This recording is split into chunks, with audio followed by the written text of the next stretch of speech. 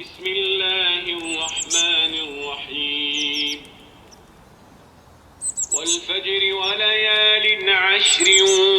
والشفع والوتر والليل إذا يسري هل في ذلك قسم لذي حجر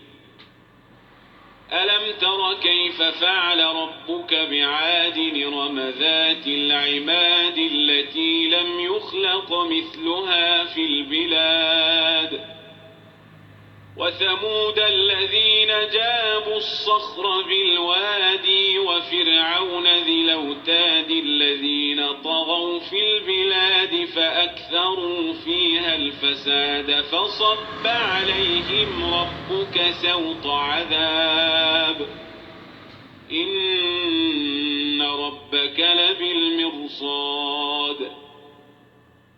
فأما الإنسان إذا ما ابتلاه ربه فأكرمه ونعمه فيقول ربي أكرمن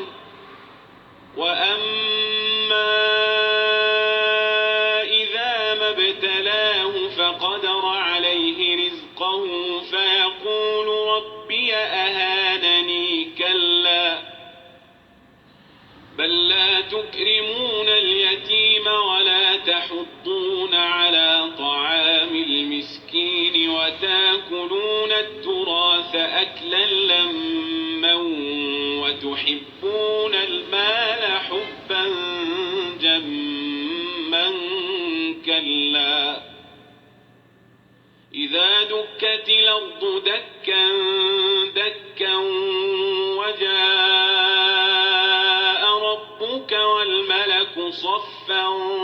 صفا وجيء يومئذ بجهنم يومئذ يتذكر الإنسان وأنى له الذكرى يقول يا ليتني قدمت لحياتي فيومئذ لا يعذب عذابه أحد ولا يوثق وثاقه أحد يا أيتها النفس المطمئنة ارجعي إلى ربك راضية مرضية فادخلي في عبادي وادخلي جنتي